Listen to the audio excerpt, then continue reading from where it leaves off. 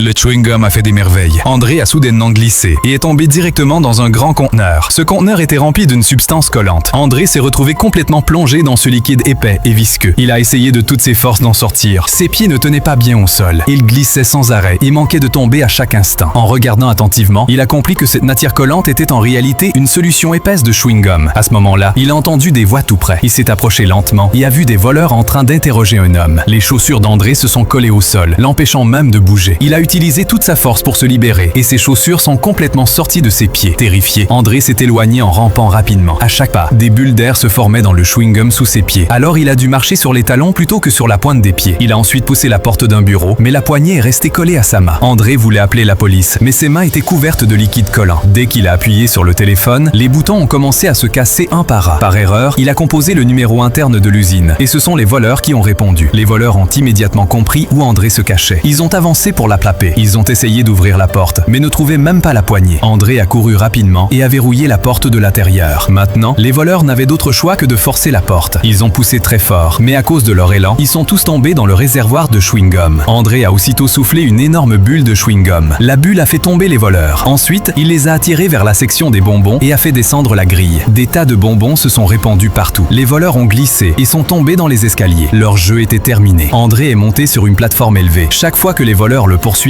il leur versait du sirop de chewing-gum dessus. Puis il a quitté l'usine et s'est enfui vers la forêt. Mais les voleurs l'ont vite retrouvé. André est monté immédiatement sur un bateau et a démarré le moteur pour s'échapper. L'homme que les voleurs retenaient est lui aussi monté sur le bateau. Avez-vous déjà mangé du chewing-gum ?